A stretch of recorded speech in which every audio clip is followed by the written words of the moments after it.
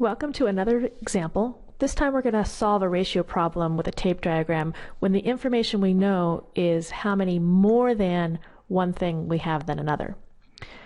Take some notes, watch this a couple of times, bring your questions to class, and we'll talk about it tomorrow. Let's get started. Here's another example of how we can use a tape diagram to solve a problem. This problem has a different kind of information in it though. Let's read it through first. The superintendent of highways is further interested in the number of commercial vehicles that frequently use the county's highways. A commercial vehicle would be a truck or a delivery van, something like that. He obtains information from the Department of Motor Vehicles for the month of September and finds that for every 14 non-commercial vehicles, like a passenger car, there were 5 commercial vehicles. If there were 108 more non-commercial vehicles than commercial vehicles, how many of each type of vehicle frequently use the county's highways during the month of September? The new piece of information here is 108 more non-commercial vehicles. Okay. So we're going to have to look at that carefully when we try to solve the problem. Let's start out by finding our ratio. In this problem, we have from the Department of Vehicles for the month of September and finds that for every 14 non-commercial vehicles, there were 5 commercial vehicles. That's our ratio, where it says for every 14 there are 5. That's our ratio, 14 to 5. The 14 is the non-commercial, and the 5 is the commercial vehicles. So that's how we're going to write our tape diagram. We're going to need 14 boxes for our non-commercial vehicles, and only 5 boxes for our commercial vehicles. Remember, each box represents the same amount. If we look at this, there's 14 boxes here and 5 boxes here.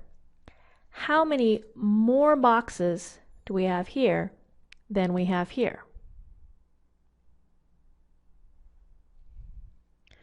We take a look at this. 14 minus 5, there are 9 more non-commercial in this ratio. So for every 5 commercial vehicles, there are 9 more.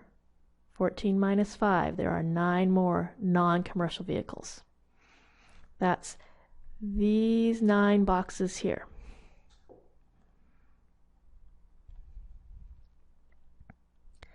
In our problem, it says that there were 108 more non-commercial vehicles than commercial vehicles. So these 9 boxes represent 108 vehicles. So to find out how much each of these boxes contains, we take 108, and because there are 9 boxes, we divide it by 9. That's going to give us 12. That means that each box contains or represents 12 vehicles. 12, 12. And because a tape diagram, every box represents the same amount, that means all the other boxes represent 12 vehicles as well.